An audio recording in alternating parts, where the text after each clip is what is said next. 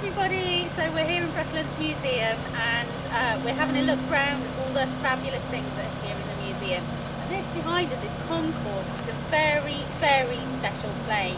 Very exciting to be here to see it. We've got Sue, who's one of the Brooklands Museum volunteers, and she's going to tell us all about what makes Concorde so special. Not only is Concorde a very special plane, but this is a very special Concorde because it is one of the few left in the UK that is available for people to come and view. And we get lots of visitors here looking at Concorde and even going inside. Now Concorde was very famous for doing the transatlantic crossing from London to New York, and it did the first one in 1973. This one was also the first Concorde to carry 100 passengers from New York to London in less than 3 hours. In fact, 1 second less than 3 hours.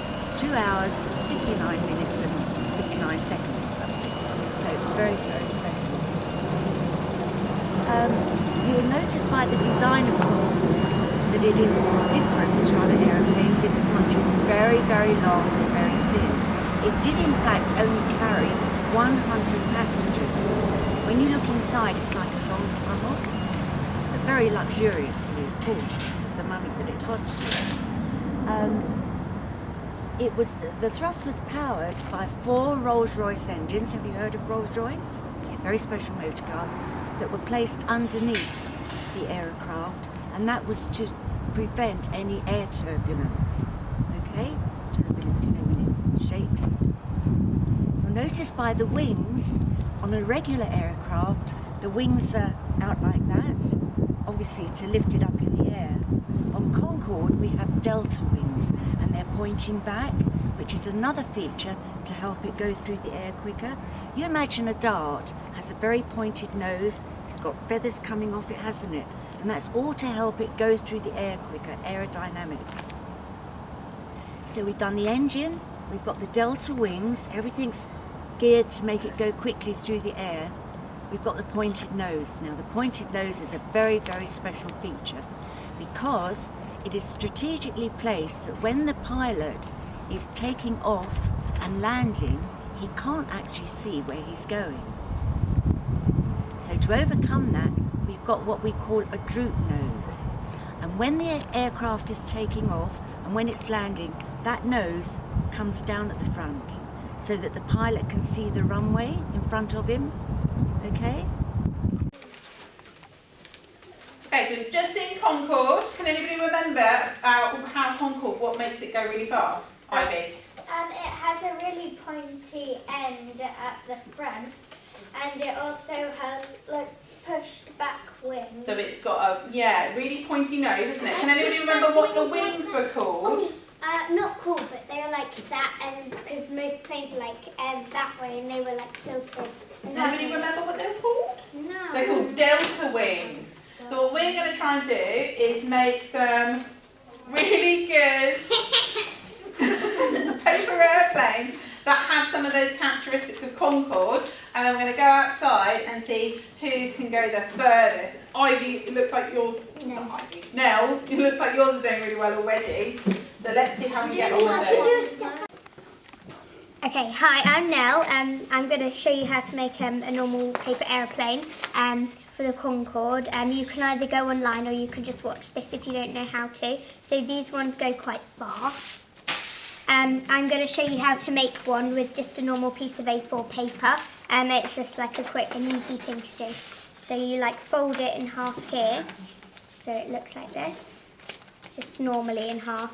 And then you have to unfold it, and then you take one of the top corners and you have to fold it matching up to the line, so it's like matching up to the line. And then you do the same with the other corner, so it looks like an arrow. And then you basically fold it like this, so it looks like this, and you take one of the sides and you basically fold it onto itself like that. So you've got like this, and then you do the exact same for the other side. So you got this, and then you do it again. You fold it over itself again, and again, and then you just find the bottom, and you've got it here, and then you've got a nice end which you can flatten down, and then you've got a paper aeroplane. So you just rewind it and pause it if you need to have more time, and they work pretty well. Thank you. Looks like everybody's made some great planes. It's a bit windy outside, so we're going to try and fly them in here and see how far we get. So, ready, steady, go! Oh. Woo! Yeah! So if you're a brownie, you might want to have a try and do your aviation badge, which includes an activity like this. But also have a look at the challenge pack, because there's loads of other activities related to planes in there. Also make your own plane based on what Nell's instructions and show us how far you managed to get it to fly.